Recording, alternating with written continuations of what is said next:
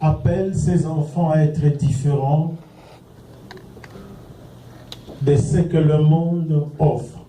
Jésus a dit dans Jean 17, « Père, je ne te prie pas de le ôter du monde, mais je te prie de le garder du monde. » Ça, c'est la prière sacerdotale, la prière que nous appelons un rapport que Jésus est en train de faire à son Père quand il se considère comme étant un envoyé de Dieu, un missionnaire de Dieu, un apôtre de Dieu. Alors Jésus fait les rapports du travail qu'il a fait. Si tu veux voir ces rapports, lis la Bible, c'est dans Jean chapitre 17. Parce que Jésus est venu dans ce monde comme étant un apôtre, c'est-à-dire un envoyé, celui qui avait une mission à accomplir. Il est venu faire ce travail. Et ce travail était de prendre certaines personnes dans le monde, de changer leur manière de faire, de voir, de réfléchir, et de le laisser dans le monde afin qu'il continue le même travail. Et que le monde constate que la manière que nous vivons, que moi, monde, je vis, n'est pas la bonne manière. C'est pourquoi tout enfant de Dieu doit être différent. Amen. Alléluia. Ce n'est pas pour rien que cette année, le Seigneur nous inspire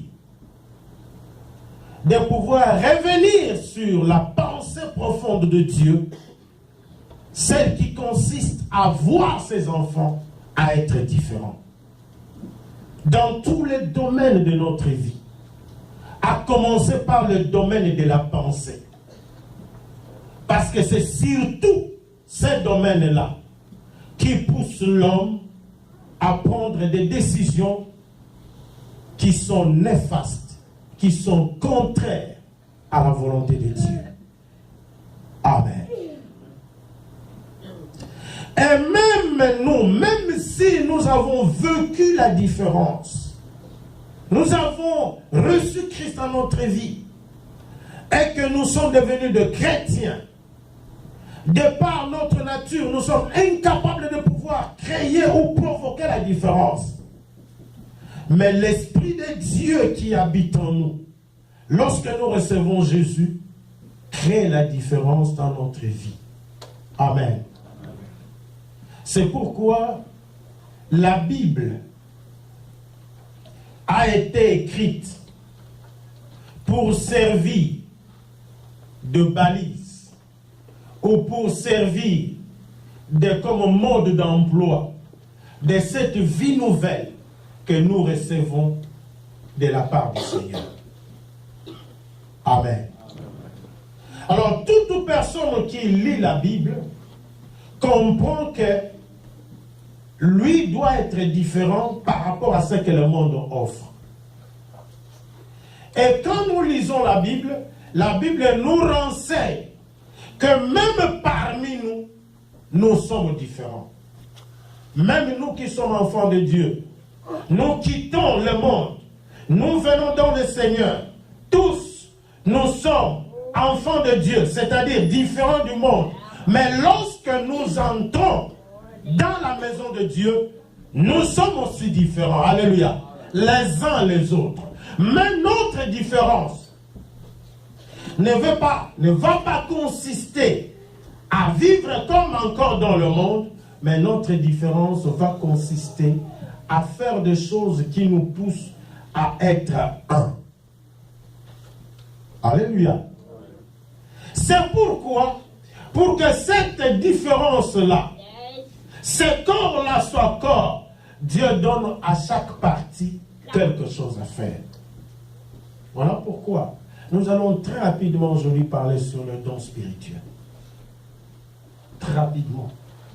Mais avant que je ne commence, je voudrais que nous reconnaissions que déjà des parts non figurent. Parce que même si nous avons reçu Christ, nous ne sommes pas tous devenus une même figure. Chacun a une figure à lui. Amen. N'est-ce pas? Chacun aussi a des goûts. Moi, j'aime bien manger, par exemple, tout repas qui est fait à base de la pâte d'arachide. Même si c'est, je ne sais pas, même si tu as très mal préparé, je vais manger ça très bien. Alléluia. C'est là où c'est à ce niveau-là que généralement ma femme me tient. Elle sait que si cet homme-là est très en colère, il s'est fâché, tout ça. Facilement. C'est de ce côté-là. Si tu reviens, même si tu as dit, je ne vais pas manger aujourd'hui pour lui prouver que ce qu'elle a fait n'est pas bon. Quand tu viens, seulement l'odeur, tu changes d'avis. Alléluia. Donc chacun a ses goûts, chacun a ses couleurs, n'est-ce pas? Il y a une sœur qui chante très bien, que je veux devoir. Il y a longtemps que je lui disais, tu dois faire partie de la chorale. On montre.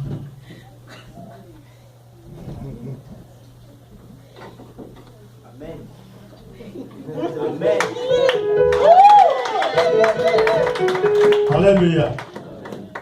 Chaque fois je lui dis, tu dois chanter. Et pasteur, c'est aujourd'hui officiellement qu'elle entre dans la chorale. Amen.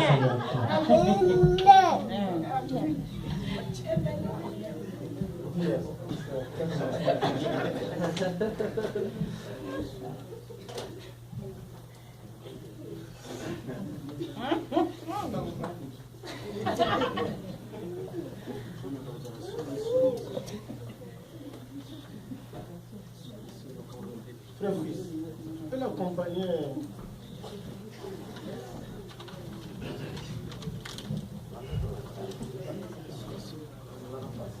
Pas tout, tu peux l'accompagner à la batterie.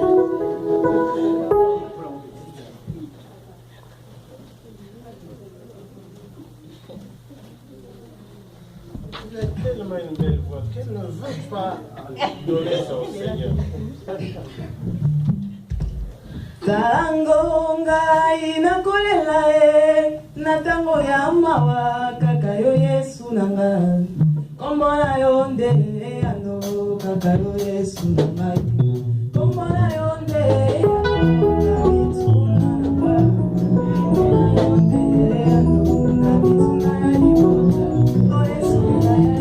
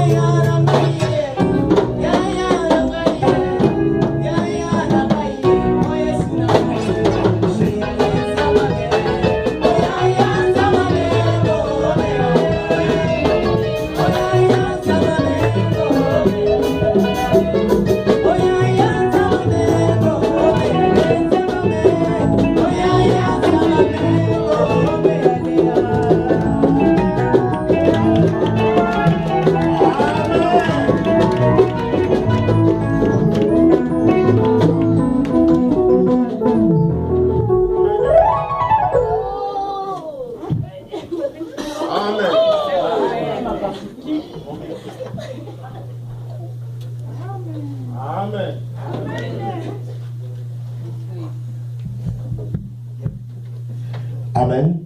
Ok.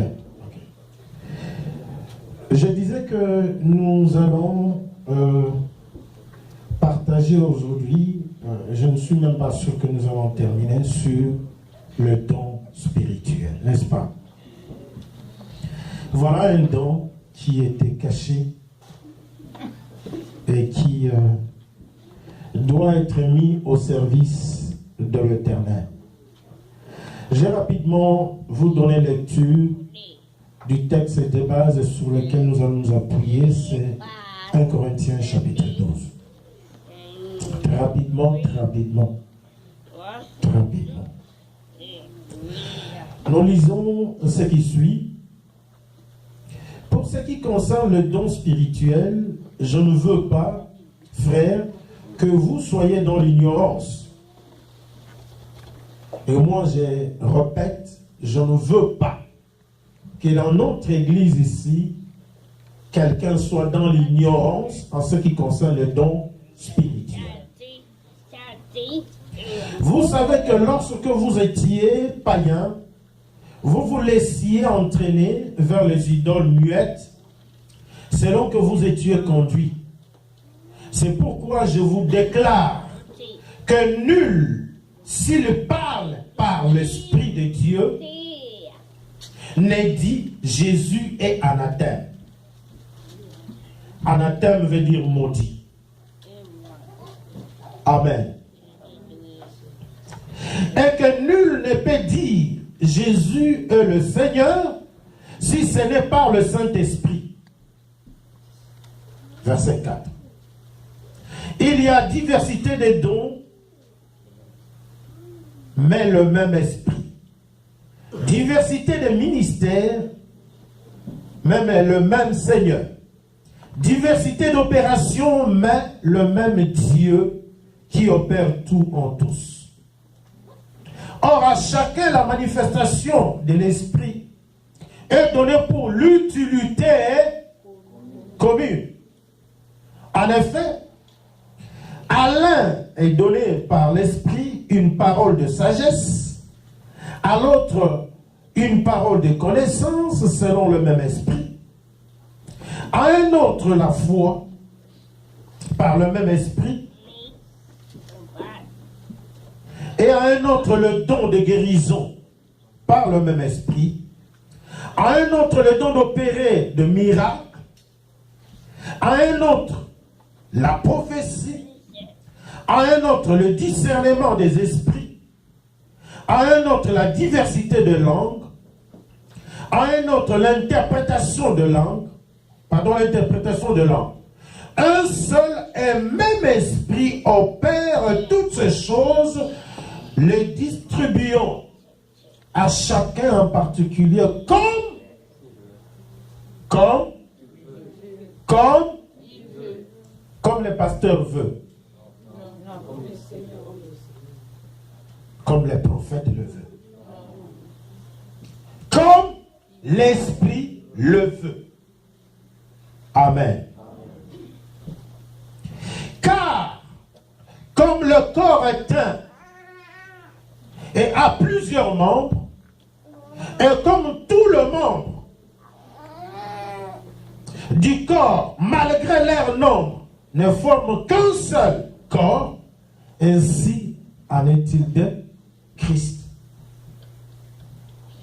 Nous avons tous en effet été baptisés dans un seul esprit pour former un seul corps, soit juif, soit grec, soit esclave, soit libre, et nous avons tous été abreuvés d'un seul esprit.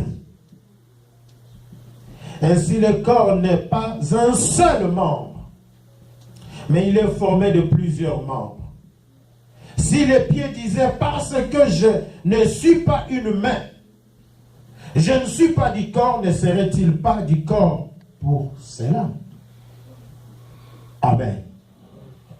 J'aimerais que, parce que le temps nous échappe, que nous puissions continuer la lecture.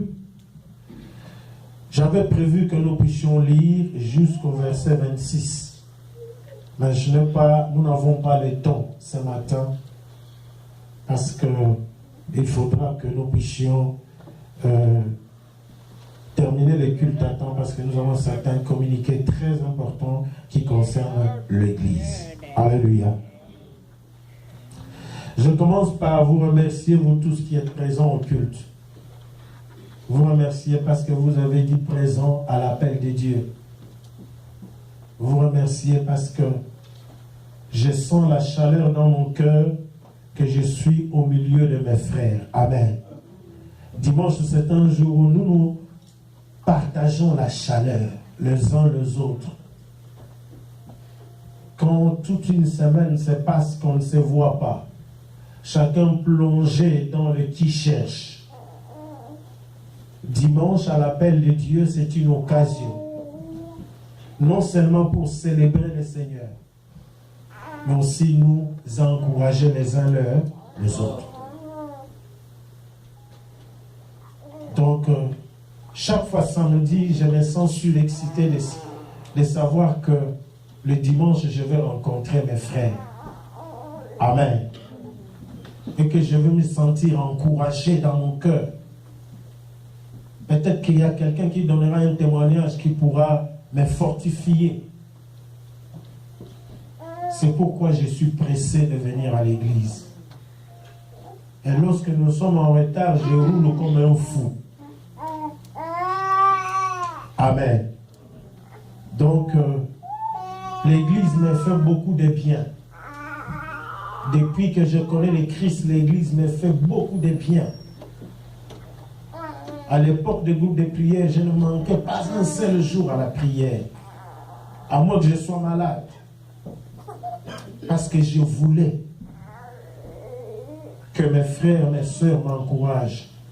Je ne sais pas, peut-être parce que à l'époque aussi, je perdais beaucoup de gens dans ma famille biologique.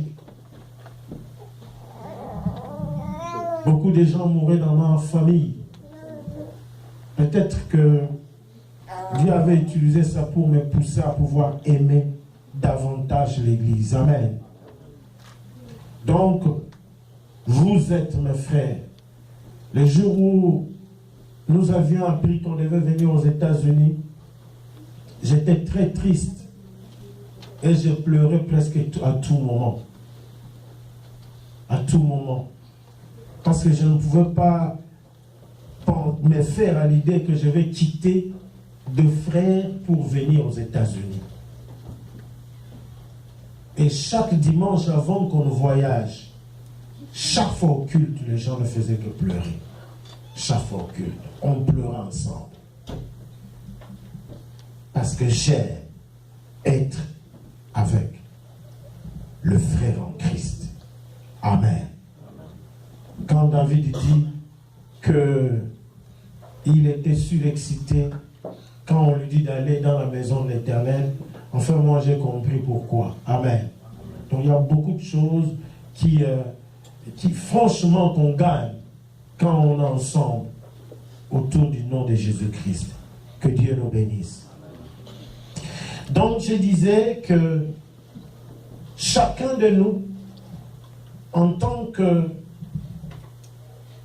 un membre particulier, a une importance capitale dans le fonctionnement du corps de Christ. Et pour ce fonctionnement, Dieu donne une particularité à chacun. La particularité de ma main, c'est de toucher, n'est-ce pas?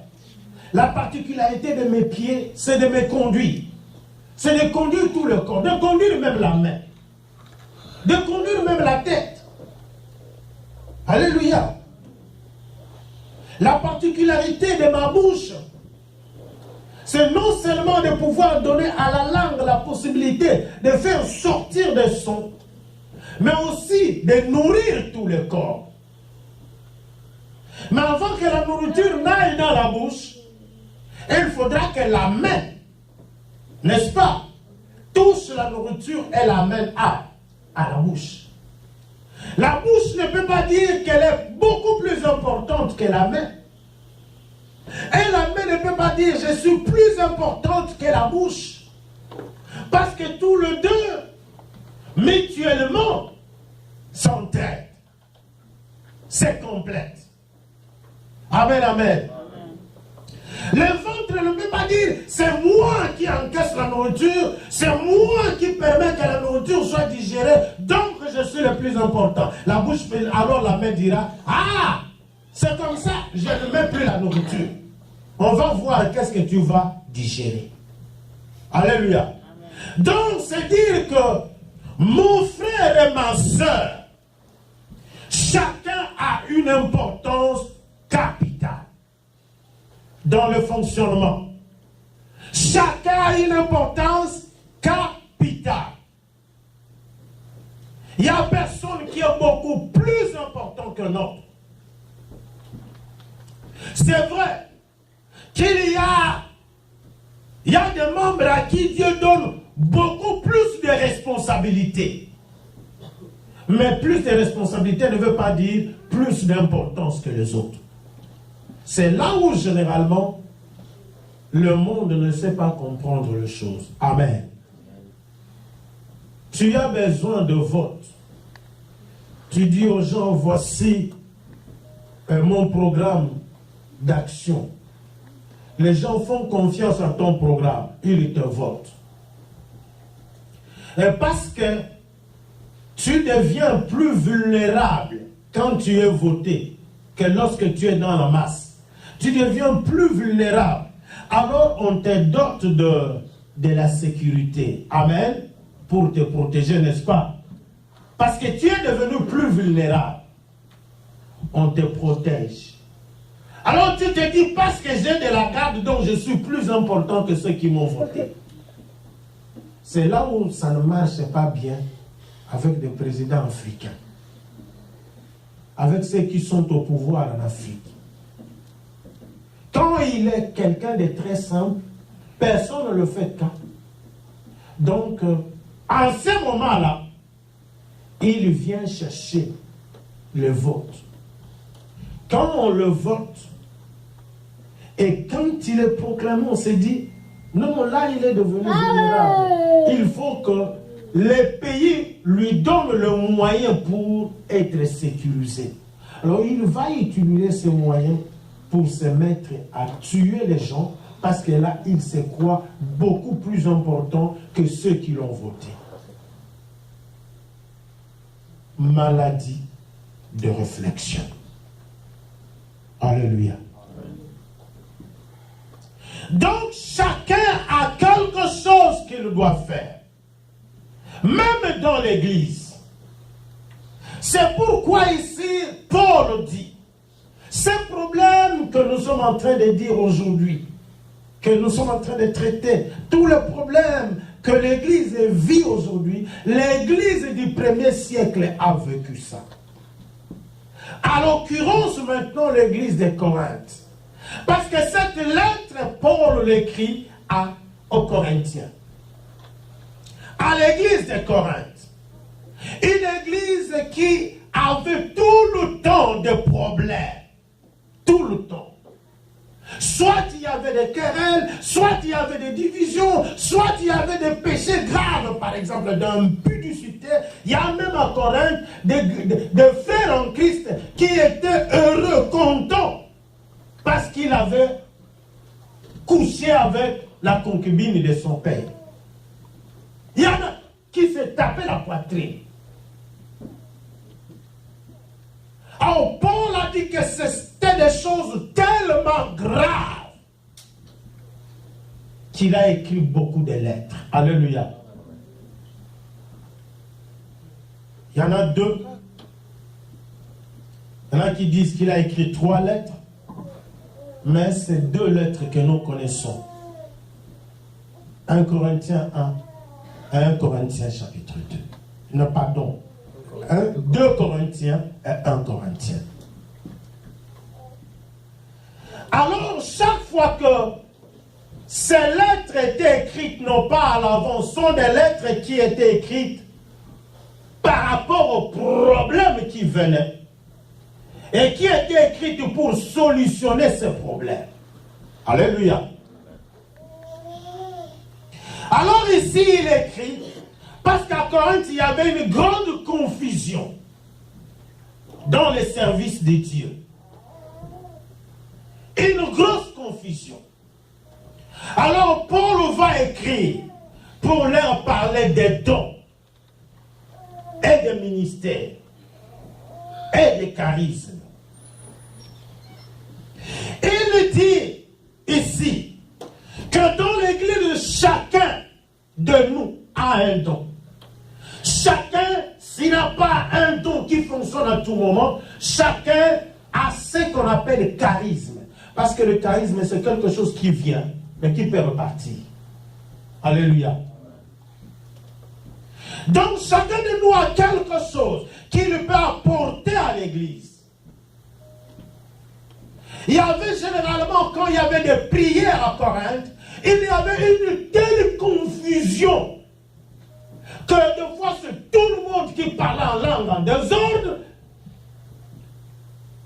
Il est arrivé même, il y avait une période où les langues étaient une concurrence. Tout le monde voulait parler en langue. Alléluia. Chercher à parler en langue pour qu'on sache qu'on est rempli du Saint-Esprit, qu'on est un peu particulier que les autres. Alors Paul écrit pour mettre de l'ordre. Il dit, en ce qui concerne le don spirituel, je ne veux pas que vous soyez dans l'ignorance. Parce que l'ignorance naît de personne. L'ignorance naît de personne. C'est quand on connaît qu'on peut faire mieux les choses.